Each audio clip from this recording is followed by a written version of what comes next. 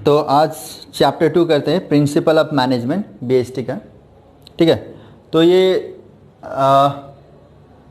Last class जो किए थे हम लोग ने फिनेंशियल मैनेजमेंट, वो चैप्टर 8 था। ठीक है, और आज करेंगे हम लोग principal of management. So chapter में देखो प्रिंसिपल ऑफ मैनेजमेंट। सो अब हम लोग पढ़ने जा रहे हैं प्रिंसिपल मतलब गाइडलाइंस और rules and regulation of management. ठीक है, जो एक मैनेजमेंट का भी एक रूल होता है जो हम लोग आज पढ़ने जा रहे हैं कि इसका थ्योरी, ये प्रिंसिपल कहाँ से आया है। ठीक है, एंड ये प्रिंसिपल क्या स्टेट्स करता है। ठीक है, ये आज हम लोग जानेंगे। So principle of management it means, ये क्या एक फंडामेंटल ट्रूथ है। प्रिंसिपल ऑफ मैनेजमेंट क्या है कि ये फंडामेंटल ट्रूथ।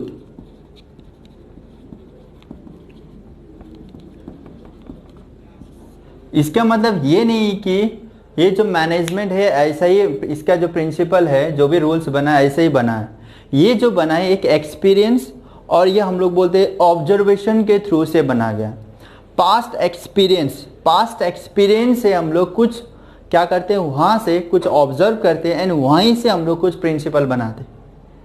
ठीक है, सो ये प्रिंसिपल मतलब क्या है, प्रिंसिपल मतलब गाइडलाइंस ऑफ मैनेजमेंट और rules and regulations of management. तो क्या क्या रूल्स एंड रेगुलेशन एक मैनेजमेंट को फॉलो करना पड़ता है, उसके बारे में हम लोग जानेंगे। ठीक है, सो इसका डेफिनेशन क्या है, principle is a fundamental truth and it is generally stated in the form of cause and effect relationship. So इसका मेन क्या है, कॉज एंड इफेक्ट। सो इस प्रिंसिपल से, एक रूल के कारण से क्या कॉज एंड क्या इफेक्ट हो सकता है, ये हम लोग जानेंगे। ठीक है, तो आइए देखते हैं। तो सबसे पहले ये क्या है, ये जो प्रिंसिपल है ना, ये जो प्रिंसिपल होता है ये बहुत फ्लेक्सिबल होता है। फ्लेक्सिबल क्यों?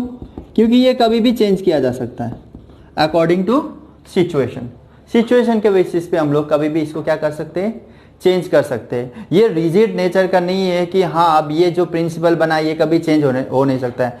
एज पर कंपनीज और ऑर्गेनाइजेशन रिक्वायरमेंट, इस प्रिंसिपल को हम लोग क्या कर सकते हैं, ऑल्टर कर सकते हैं। ठीक है, और चेंज कर सकते हैं हम लोग। ठीक है, और ये क्या है, the principle of management have to keep pace with the changing business of environment. तो ये जो क्या है, according to the in business environment, इस जो फंडामेंटल ट्रूथ है जो कि हम लोग प्रिंसिपल है, ठीक है, इसको हम लोग क्या करते हैं, according to the business situation इसको फेट करते हैं कि मेरा ऑर्गेनाइजेशन में मेरा बिजनेस जो है इसमें क्या चेंजेस चाहिए।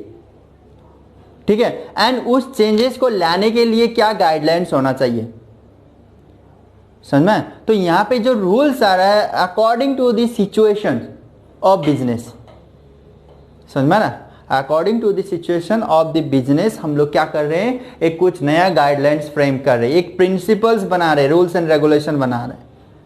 ठीक है, तो इसका क्या क्या कैरेक्टरिस्टिक और फीचर्स है देखो,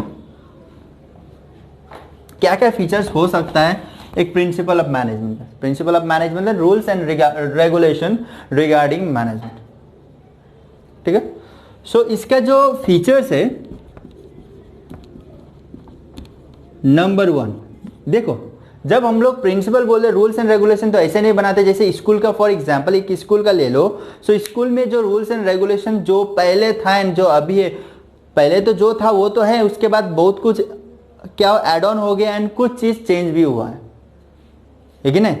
तो सिचुएशन के हिसाब से एक बिजनेस, एक स्कूल के इंस्टीट्यूट के हिसाब से वहां पे अपना रूल्स एंड रेगुलेशन फॉलो किया जाता है। जैसे कि बहुत सारा स्कूल में कोई कैंटीन नहीं है, बहुत सारा स्कूल में कैंटीन है, तो ये कि एक इंटरनल नॉर्म्स है, इंटरनल रूल्स एंड रेगुलेशन के बेसिस पे कुछ सोचा है, कुछ सोच के ही वो लोग क्या क्या कैंटीन नहीं रखे, कोई कुछ सोच के कैंटीन रखा है। ठीक है, तो यहाँ पे वेरी करता है बिजनेस टू बिजनेस कि what should be the principle of management, what should be the principle of organisation. ठीक है, सो यहाँ पे ये जो कैसे आता है, form by observation and experimentation. ये कैसे फॉर्म होता है, ऑब्जर्वेशन से, कि हम लोग ऑब्जर्वेशन करते हैं एंड एक्सपेरिमेंट करते हैं।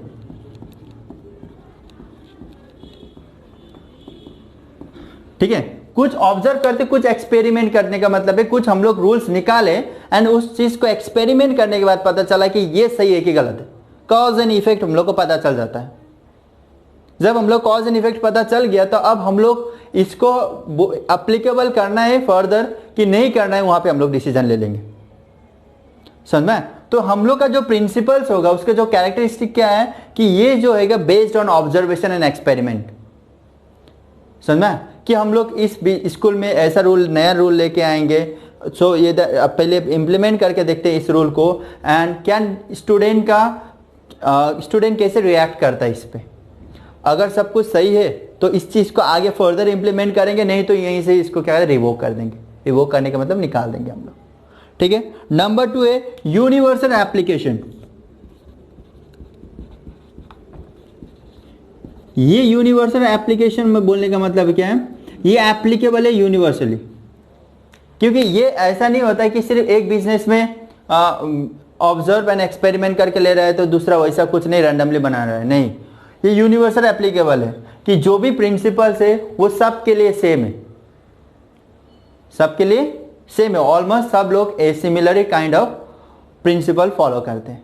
जैसे कि एक बिजनेस में वर्क को डिवाइड करना है ना, एक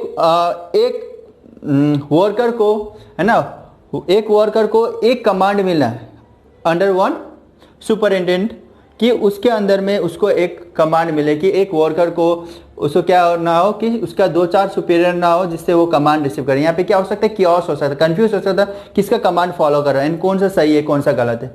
तो एक वर्कर को एक ही सुपीरियर का क्या करे, कमांड रिसीव करे एंड उसी को फॉलो करे। तो ये क्या एक प्रिंसिपल, एक रूल्स है जिसके कारण से क्या होता है कि यहाँ पे एक वर्कर क्लियर रहता है कि हमको करना क्या है एंड किसका डिमांड हमको फुलफिल करना है। ठीक है, in order to achieve the predetermined goal of the business. ठीक है। Number 3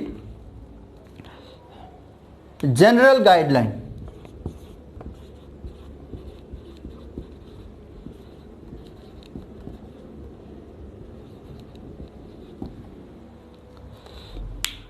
Although the principle of management are universal, yet they have to be adapted by considering the nature, size, forms, life cycle of the organization. For example, payment of fair remuneration is a principle of management, but what amount of remuneration is fair depends upon the nature, size, financial capacity of organization. So the principle of management are mere general guide. इसका मतलब क्या है कि देखो, principal बोलने का मतलब rules.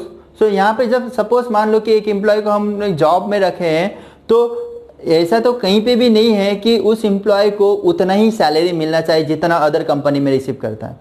नहीं, ऐसा नहीं होता है। ठीक है।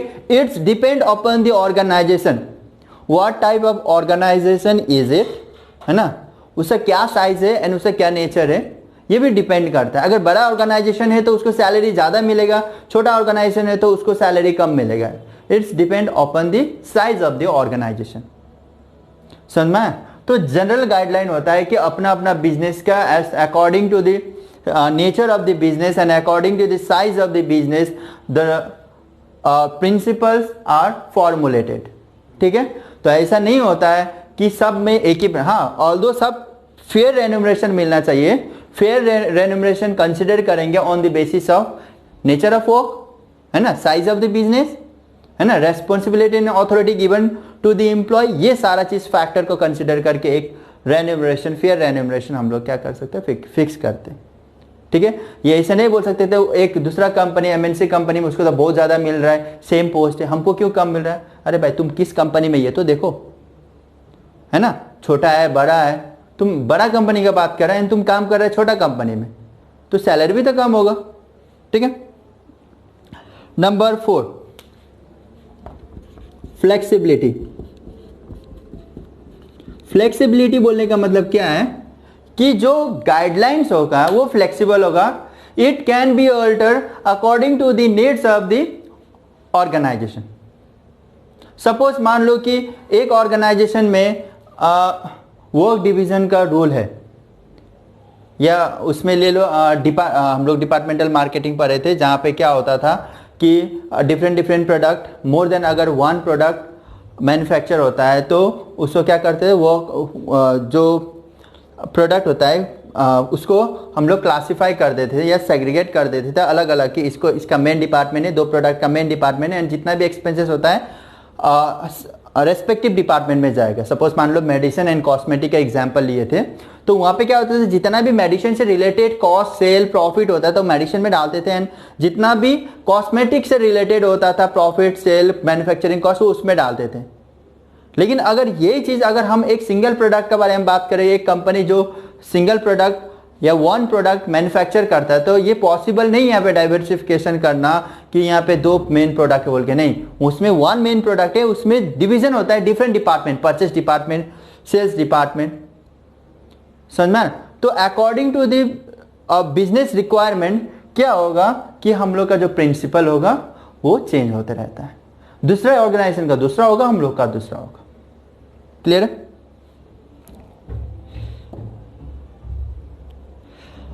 Relative but not absolute.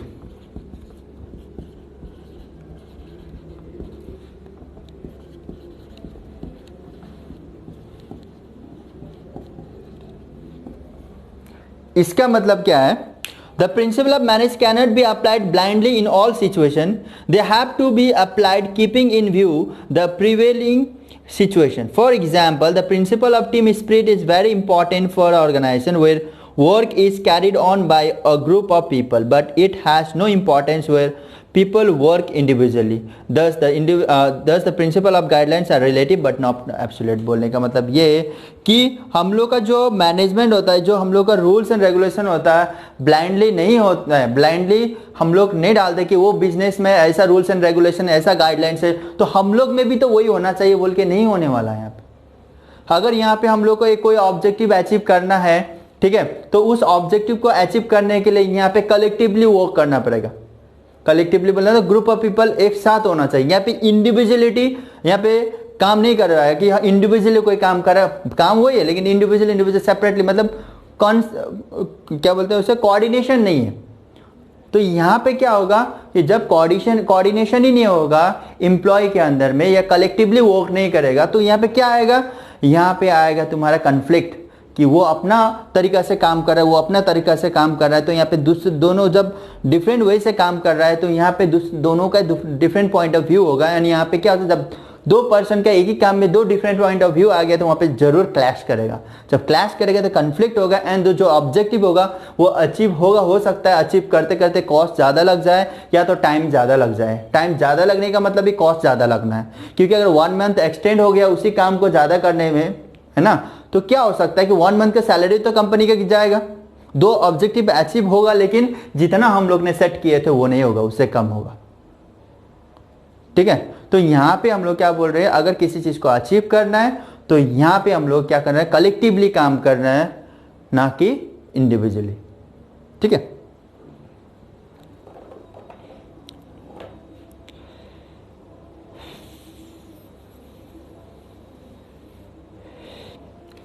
And last वाला डिस्कस करते, कॉज एंड इफेक्ट रिलेशनशिप सबसे इंपॉर्टेंट है। ये कब एप्लीकेबल होता है, कॉज एंड इफेक्ट रिलेशनशिप ये कब एप्लीकेबल होता है, जब हम लोग कुछ नया रूल्स एंड रेगुलेशन बिजनेस में अप्लाई कर देते, इंप्लीमेंट कर देते, तब यहां पे यह आता है कि उसका क्या कॉज है, क्या इफेक्ट है।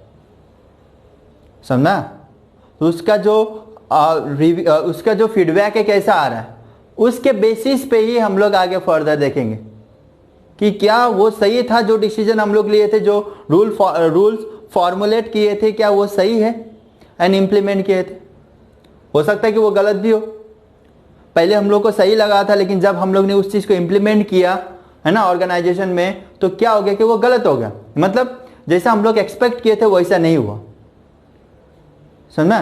तो यहाँ पे क्या होता है कि जैसे पहले ही बता देते थे, ये कि एक्सपेरिमेंटेशन भी, ऑब्जर्वेशन, कुछ ऑब्जर्व करके, अब देखो तुम्हारा ये एक्सपेरिमेंट के कारण से दूसरा लोग उसी चीज को ऑब्जर्व करेंगे। हाँ, कोई और सोचा होगा वैसा तो वो लोग भी सोचेंगे ना, हाँ पहले एक कंपनी में ऐसा किया था कोई, लेकिन उसका जो रिजल्ट आया था बहुत खराब आया था, सो हम लोग ये चीज नहीं करेंगे। सो किसी का एक्सपेरिमेंट किसी के लिए ऑब्जर्वेशन बन जाता है, जिसके कारण से वो वहां पे सोचेगा, है ना, कि whether that rules should be implement और नॉट। ठीक है, तो ये सारा 6 फीचर्स है। ठीक है, क्या चीज का? प्रिंसिपल ऑफ मैनेजमेंट का। अब नेक्स्ट पे आते हैं। अब क्या इंपॉर्टेंस है, क्यों हम लोग एक मैनेजमेंट के लिए प्रिंसिपल बनाते हैं, क्या जरूरत है, इंपॉर्टेंस और सिग्निफिकेंस। ठीक है, क्या इंपॉर्टेंस है, क्यों जरूरी है कि हमको मैनेजमेंट के लिए प्रिंसिपल? अरे प्रिंसिपल, रूल्स एंड रेगुलेशन तो सबके लिए होना चाहिए। विदाउट रूल्स एंड रेगुलेशन, है ना, अगर एक इंसान को अगर बिना रूल्स एंड रेगुलेशन का अगर रास्ता पे छोड़ दिया जाए, ठीक है, तो वो कुछ भी कर सकता है कि नहीं? और उसके लिए बोला कि तुम्हारे लिए कोई कानून नहीं, तो बाइक लेके निकल गया, वन वे में चल रहा है, वो बिना हेलमेट पहन के चल रहा है, तो उससे क्या होगा? उसका क्या रिजल्ट आएगा? उसका रिजल्ट आएगा कि उसी के साथ कुछ ना कुछ बुरा होगा। समझ? सो क्या है? Providing useful insight to manage, provide useful insight, नजरिया टू मैनेजर्स। सबसे इंपॉर्टेंट चीज क्या है? क्या इंपॉर्टेंस है? Provide useful insight. अब देखो, अगर मेरे पास प्रिंसिपल है तो देखने का नजरिया क्या होगा? उसी वजह से रूल के बेसिस पे होगा। तो एक दृष्टिकोण बोलते हैं ना, दृष्टिकोण देता है क्या, कि एक वे ऑफ जजिंग, है ना, way of judging the person, कि कैसे उसको जज किया जाए, वो कैसा है क्या नहीं, तो वो एक गाइडलाइंस प्रोवाइड करता है। समझना? तो ये क्या है? Provide useful insight to manager. तो अब उस बेसिस पे एक मैनेजर क्या करता है? हर एक काम को देखता है। नंबर टू के ऑप्टिमम यूटिलाइजेशन ऑफ रिसोर्सेस। जब हम लोग को सब पता है, ऑप्टिमम यूटिलाइजेशन ऑफ रिसोर्सेस, अब हम लोग को पता है कि कैसे काम करना है, प्रिंसिपल ऑफ गाइडलाइंस हम लोग को पता है, तो यहां पे जो रिसोर्सेस होगा वो क्या होगा? बेस्ट यूटिलाइज होगा, कोई वेस्टेज नहीं होगा। सपोज मान लो कि अब तुम लोग को पता है, जैसे कि स्कूल जाते हो, है ना, जब स्कूल जाते हैं तो हम लोग को पता रहता है कि कितना बजे क्लासरूम के अंदर में रहना है, और जब एक पीरियड खत्म होगा तो कितना टाइम गैप के अंदर में एक दूसरे टीचर क्लासरूम के अंदर आ जाते हैं। ठीक है, जब हम इस चीज़ से पूरा वाकिफ है, ठीक है, सब चीज़ हमको पता है, तो हम क्या करेंगे कि पीरियड खत्म होने के बाद 5 मिनट तुमको मिल गया, तुम वॉशरूम में चला गया, उसी वक्त आ गया, तो तुमको टाइम पता था, तो तुम करके, है ना, वॉशरूम जाके आ गए एंड क्लास अटेंड कर लिया। अगर तुमको पता नहीं होता तो तुम चला गए, पता ही नहीं कब आएगा, आधा घंटा घूम के आके देखता है क्लास ओवर हो गया। एक तो क्लास बंक करने का पनिशमेंट, ये इसका मतलब क्या है? Unaware of principle of school, कि स्कूल का ये तो जनरल, अभी जनरल बन गया, बेसिक चीज है ना, कि ये सबको पता होना चाहिए। एज्यूम करते हैं, ये हर एक स्कूल में बार नहीं बताया जाता है कि तुम लोग को इतना बजे बैठना है, नहीं निकलना है, ये चीज एवरी टाइम नहीं बताया जाता है। ये तुम लोग को क्या समझना है, इम्प्लाइड है कि ये सब कुछ होने वाला है। ठीक है, तो इसीलिए क्या होता है, यहाँ पे वेस्टेज कम होता है। मैनेजमेंट में काम कैसे करना है, जब हम लोग को पता है, जब मैनेजर को पता है, तो डेफिनेटली, है ना, वो लोग को भी पता होगा, वर्कर लोग का, जो वो लोग के नीचे में काम करते हैं। तो यहाँ पे क्या होगा कि कैसे काम करना है, कितना टाइम में कंप्लीट करना है, कितना रिसोर्सेस यूज करना है, जब ये सारा नॉन रहेगा तो यहाँ पे क्या होगा कि जो रिसोर्सेस है बेस्ट यूटिलाइज्ड होगा। ठीक है, उसके बाद है साइंटिफिक डिसीजन है।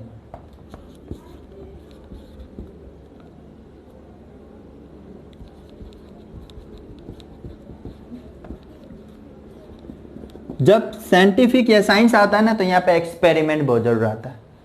ये ऐसे ही नहीं बनाया गया, ये जो डिसीजन ले रहा है रैंडमली नहीं बनाया गया है, इसके ऊपर रिसर्च हुआ है, एक्सपेरिमेंट हुआ है, एंड देन ही जाके यहाँ पे क्या हो रहा है, हम लोग उस चीज़ को एज अ प्रिंसिपल और एज अ गाइडलाइंस हम लोग यूज़ कर रहे हैं, हम लोग के लाइफ में अप्लाई कर रहे हैं। जो भी है यहाँ पे हम लोग के ऊपर, जैसे एक नॉर्मल सिटीजन अगर बाहर निकलता है तो वो जब बाहर निकलता है तो उसके उसका भी बहुत सारा रेस्पॉन्सिबिलिटीज होता है, रूल्स एंड रेगुलेशन उसको फॉलो करना पड़ता है रास्ता में निकलते हुए, है कि नहीं। हम लोग जा रहे हैं, उसको पता है कि रूल्स एंड रेगुलेशन के बेसिस पे अगर तुम किसी लड़की को छेड़ दिया रास्ता पे, कि नहीं हमको तो पता ही नहीं था, लड़की छेड़ने के कारण से हमको 6 महीने का जेल हो जाएगा या पब्लिक धुलाई मिलेगा हम लोग को, तो ये चीज़ बोलने वाला बात नहीं, ये चीज़ समझने वाला बात है। दो ये सब कुछ रूल्स एंड रेगुलेशन में तुम ऐसा नहीं कर सकता है, बीच रास्ता में जाकर गाड़ी के सामने ऐसा कर रखोगे, तो ये सारा चीज़ तुम लोग को नहीं करना, ये अगेंस्ट द रूल है, ठीक है। तो ये क्या है, बोलने का मतलब क्या है, साइंटिफिक डिसीजन, मतलब जो डिसीजन मैनेजर ले रहा है according to the principle of management, ठीक है। ये क्या है, साइंटिफिक है, एक्सपेरिमेंट बेस्ड डिसीजन रहेगा। सो यहां पे चांसेस ऑफ मिस्टेक बहुत कम रहेगा। क्लियर है। Meeting changing environment requirement, meeting changing environmental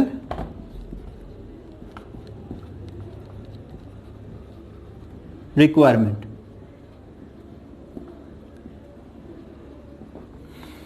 अब according to the environment requirement हम लोग क्या करते हैं, चेंज क्या करते हैं, चेंज को अडेप्ट करते हैं कि मेरा इन्वायरमेंट क्या, मेरा बिजनेस ऑर्गेनाइजेशन का जो इन्वायरमेंट है वो क्या डिमांड करता है। मेरा वर्कर लोग ज़्यादा फ्रस्ट्रेट हो गया काम करके, वो लोग को थोड़ा वहाँ से निकल के कुछ क्या स्पोर्ट एक्टिविटीज़, कुछ गेम्स एक्टिविटीज़ का एडजस्टमेंट करना पड़ेगा एक ऑर्गेनाइजेशन, सो दैट कि उतना काम करने के बाद थोड़ा रिलैक्स हो एंड देन फिर वो लोग बैक टू वर्क हो जाए। समझ में। तो कुछ इन्वायरमेंट के बेसिस से कुछ चेंजेस लाना एंड उस रिक्वायरमेंट को मेट करना, सुना, उस चीज़ को मीट करना, जो भी रिक्वायरमेंट अगर ऑर्गेनाइजेशन में चाहे तो। इसलिए बोलते हैं कि यूनिवर्सल, दो यूनिवर्सल है लेकिन principles of management applied according to the situation of business demand, ठीक है। और ये भी इंपॉर्टेंस है इसका, social responsibility, meeting social responsibility.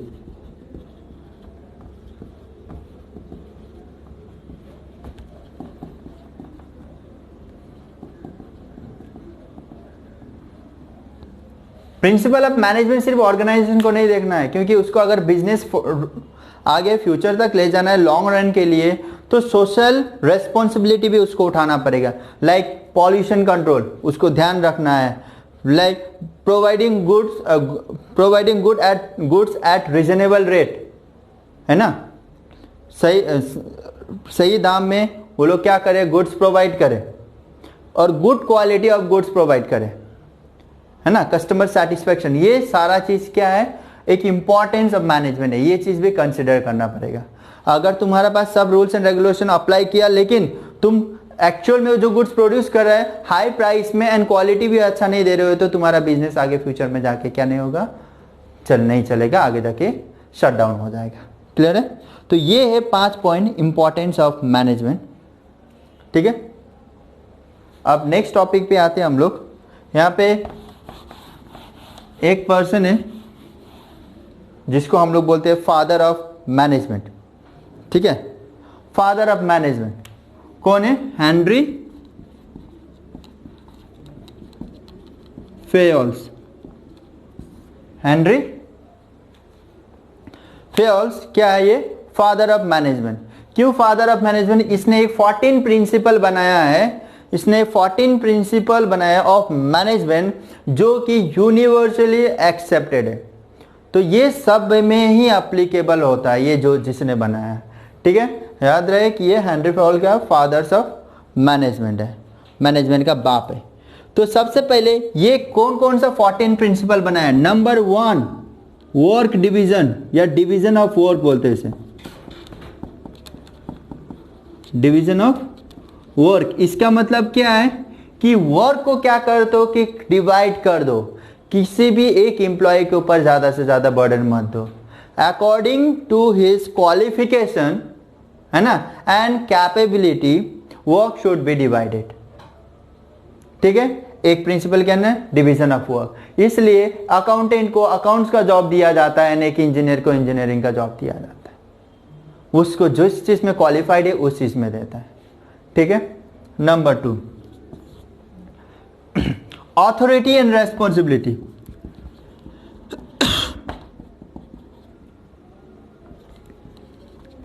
ये दूसरा है। ऑथोरिटी एंड रेस्पॉन्सिबिलिटी मतलब जिसको वर्क दिया है, तुम जिसको वर्क डिवाइड किया है, मान लो कि यहाँ पे वर्क डिवाइड किया है, ए बी एंड सी को तुमने वर्क डिवाइड कर दिया है, तो इस पर्सन को तुम authority, power and responsibility and authority, जब तुम उसको रेस्पॉन्सिबिलिटी दे दिए जॉब करने के लिए, तो उसको उतना अप्रोप्रिएट पावर दो, सफिशिएंट पावर दो, so that he can complete his work with in given time without any interruption. ठीक है, और विदाउट एनी प्रॉब्लम। क्योंकि ऐसा ना हो कि हम किसी को वर्क दें, उसको हम ऑथोरिटी ना दे, पावर ना दे, रेस्पॉन्सिबिलिटी दे दिया तुम ये करो, लेकिन उस काम को करने के लिए उसको कुछ परमिशन चाहिए था, तो उसको मांगना ना पड़े, उससे रिलेटेड उसको क्या करे, कंपनी ऑलरेडी बता दे कि तुम्हारे पास ये अथॉरिटी है, ये पावर है, तुम इसको काम करते वक्त तुम इसको एक्सेस कर सकता है। ठीक है। उसके बाद है नंबर 3, डिसिप्लिन। ये डिसिप्लिन सबको मेंटेन करना है। डिसिप्लिन बोलने का मतलब क्या है कि मैनर्स, बिहेवियर। और एक ऑर्गेनाइजेशन के अंदर में जाने के बाद एक जो डिसिप्लिन होता है वो तुमको मेंटेन करना पड़ेगा। टाइम पे आना, ठीक है, टाइम पे वर्क कंप्लीट करना है एंड टाइम से ऑर्गेनाइजेशन बाहर निकलना, ये सारा एक डिसिप्लिन होता है, एक वर्कर को फॉलो करना पड़ता है। ठीक है। ऑर्डर, सुपीरियर का ऑर्डर को क्या करना, एक्सेप्ट करके उसको कंप्लीट करना, ये सारा डिसिप्लिन के अंदर में आता है। ठीक है। नंबर 3 है। Number 4, unity of command.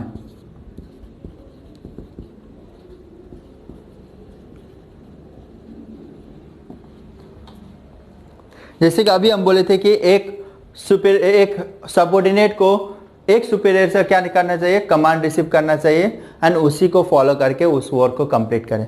तो यूनिटी ऑफ कमांड भी यही बोलता है। The meaning of principle of unity of command is that the subordinate will receive order at a time from a superior only. उसके ऊपर से सिर्फ अकेला से रिसीव करेगा, सो दैट कि कोई कंफ्यूजन ना हो। तो यूनिटी ऑफ कमांड बोलने से किसी एक से कमांड रिसीव करे सुपीरियर। ठीक है। उसके बाद है यूनिटी ऑफ डायरेक्शन। ये भी क्वाइट सेम है।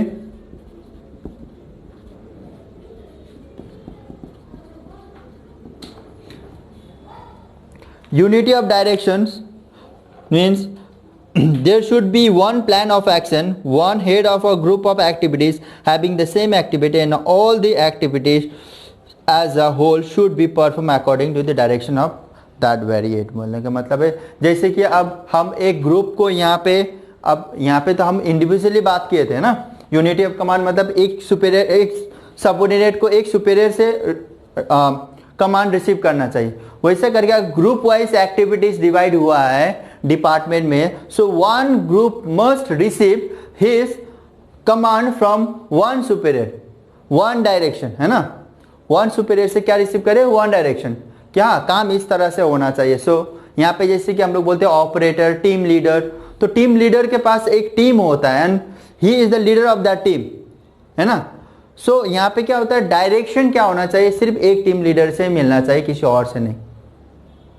कि यहाँ पे जो कंसेप्ट रिगार्डिंग वर्क, जो responsibilities regarding work and authorities regarding work should be receive from only one superior.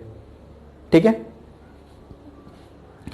और उसके बाद है तुम्हारा subordination of individual and interest to general interest. Number 6, 14 है, इसमें टोटल 14 है। सबऑर्डिनेशन ऑफ इंडिविजुअल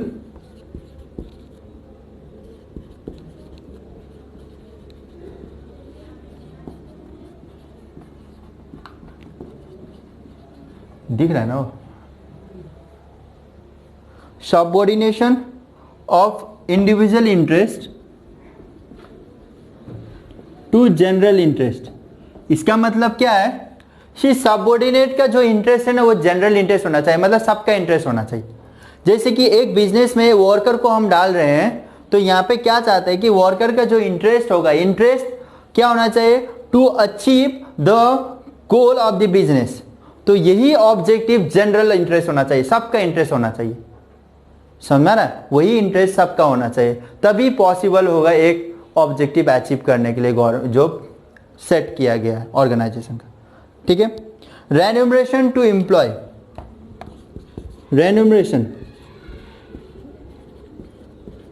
जो रेन्यूमरेशन होता है, जो सैलरीज बोलते हैं, जिसको वेजेस बोलते हैं, रेन्यूमरेशन मतलब सैलरी और वेजेस, ये क्या होना चाहिए, फेयर होना चाहिए। फेयर बोलने का मतलब है according to the size and nature of the business, है ना, कितना देना चाहिए उसको उतना मिलना चाहिए, अनफेयर नहीं होना चाहिए, उसको ज़्यादा मिल रहा है उसको कम मिल रहा है, जो अभी मोस्टली देखने को मिलता है, तो ये अनफेयर नहीं होना चाहिए। यहाँ पे क्या होगा, अगर अनफेयर हुआ तो यहाँ पे जो इंटरेस्ट होता है, जो इंडिविजुअल इंटरेस्ट होता है, टू जनरल इंटरेस्ट बात करना, तो ये नहीं होगा। यहाँ पे इंडिविजुअल इंटरेस्ट रहेगा, जनरल इंटरेस्ट नहीं बनेगा, क्योंकि सब लोग को इक्वल सैलरी नहीं मिल रहा है, जिससे कारण से क्या होगा, कोई अच्छा से काम कर रहा है तो कोई अच्छे से काम नहीं कर रहा है, लेकिन जो 100% जो एफिशिएंसी होगा, जो प्रोडक्टिविटी जो मिलना चाहिए एक एम्प्लॉय से, वो नहीं मिलेगा हम लोग को।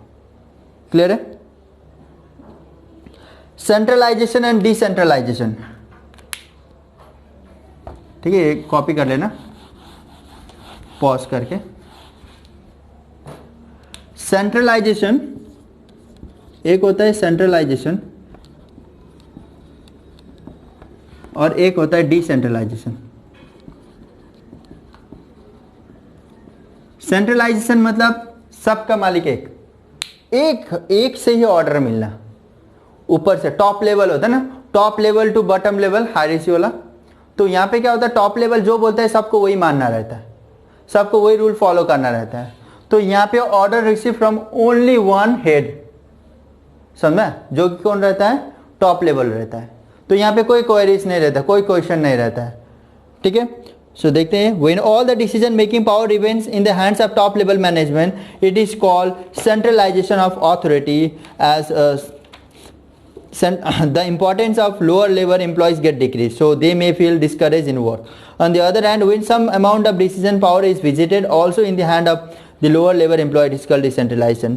तो यहाँ पे क्या होता है, सेंट्रलाइजेशन में हम क्या बोले कि टॉप लेवल मैनेजमेंट से रिसीव हो रहा है, सो टॉप लेवल मैनेजमेंट से जब ऑर्डर रिसीव हो रहा है तो यहाँ पे लोअर लेवल मैनेजमेंट के पास कुछ भी पावर नहीं रहता है उस डिसीजन को चेंज करवाने में या ना बोलने में। ठीक है, उसको एक्सेप्ट करना पड़ेगा जैसे भी हो। ठीक है, डिसेंट्रलाइजेशन बोलने का मतलब है यहाँ पे थोड़ा पावर रहता है यहाँ पे सुपीरियर सबऑर्डिनेट के पास, कि अगर उसको कुछ प्रॉब्लम हुआ तो उस चीज़, उस रूल्स एंड रेगुलेशन को थ्रू ट्रेड यूनियन और लेबर यूनियन वो लोग क्या करवा सकते हैं, उस चीज़ को चेंज करवा सकते हैं। ठीक है, कि हम लोग को ऐसा ऐसा प्रॉब्लम हो रहा है बोल के।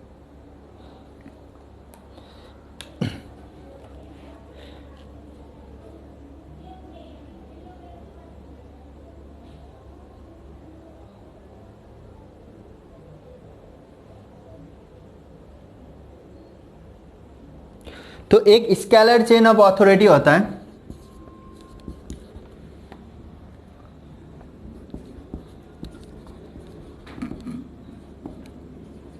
इसका मतलब क्या होता है कि top level to bottom, top to bottom क्या होता है, जो अथॉरिटी होता है, जो पावर होता है, वो पास ऑन होते जाता है। जैसे कि मान लो कि हमको कुछ ऑर्डर मिला है एंड उस चीज़ को हम क्या करते हैं, दूसरे के थ्रू से करवा रहे हैं। ठीक है, एक मैनेजर को एक ऑर्डर मिला है एंड वो ऑर्डर को अचीव करने के लिए नंबर ऑफ वर्कर लगा रहे हैं, तो उस नंबर ऑफ वर्कर को एक मैनेजर वर्क दे रहा है। मान लो कि हमको एक ऑर्डर मिला है कंपनी से 20,000 पेजेस कंप्यूटर में लिखना है। ठीक है, 20,000 पेजेस का।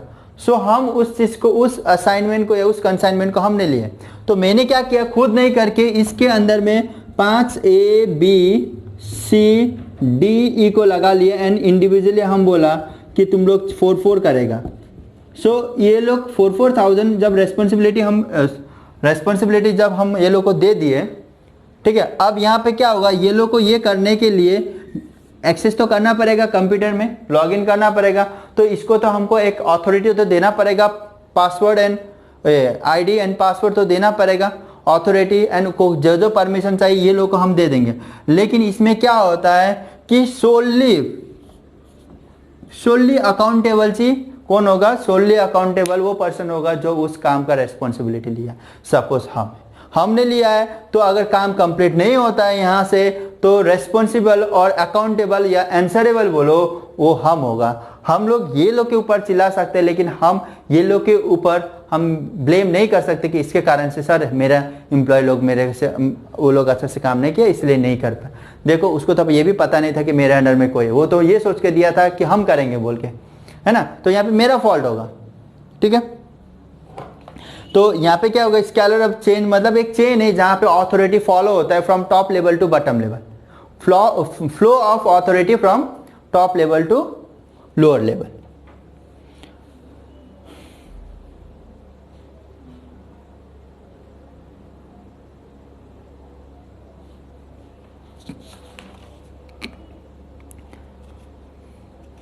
तो ये सारा इंपॉर्टेंट है, बाकी बात उतना इंपॉर्टेंट नहीं है, ठीक है। प्रिंसिपल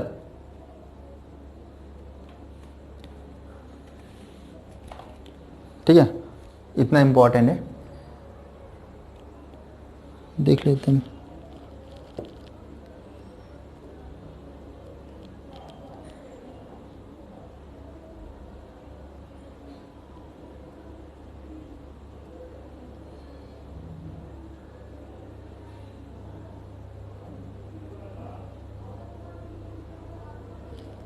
हाँ एक ठो है स्प्रेड दी क्रॉप्स,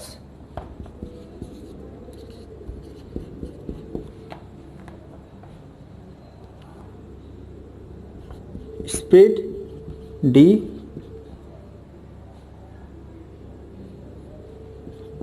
क्रॉप्स। इसका बोलने का मतलब क्या है कि म्यूचुअल अंडरस्टैंडिंग, कोऑर्डिनेशन अमोंग दी लेबर बोलो या अमोंग दी ग्रुप बोलो, ठीक है, वो होना चाहिए।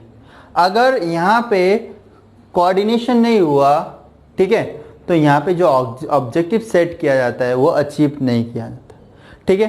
एंड यहाँ पे क्या होता है कि अगर कोई एम्प्लॉय अच्छा काम करता है उसको प्रेज करो, अप्रिशिएट करो, है ना, विच इनडायरेक्टली और directly converted into the efficiency, मतलब उसका जो प्रोडक्टिविटी लेवल में उस चीज़ में कन्वर्ट हो जाता है कि हमको अप्रिशिएट किया, अच्छा काम किया, तो हमको अब उस बॉस को अपसेट नहीं कराना है ना, उसके सामने हमको नहीं गिरना है, हमको और अच्छे से काम करना है, सो दैट कि मेरा आगे फ्यूचर में जाके प्रमोशन हो एंड ऑल, है ना। तो ये सारा चीज़ भी एक मैटर करता है एक एम्प्लॉय के लिए, अप्रिशिएशन, है ना। अप्रिशिएशन भी बहुत इंपॉर्टेंट रोल प्ले करता है एक एम्प्लॉय के लिए, कि अगर किसी को अप्रिशिएट कर रहा है अमॉन्ग 100 ऑफ पीपल एक एम्प्लॉय को, तो वो अपना जो रेस्पेक्ट और जो डिग्निटी है वो मेंटेन करके रखता है, ठीक है। सो दैट विल डायरेक्टली और इनडायरेक्टली रिजल्ट इन एफिशिएंसी, ठीक है। ये इम्पॉर्टेंट है, 14 में से 10 ये इम्पॉर्टेंट है, बाकी बात जो 4 है उतना इम्पॉर्टेंट नहीं, ठीक है।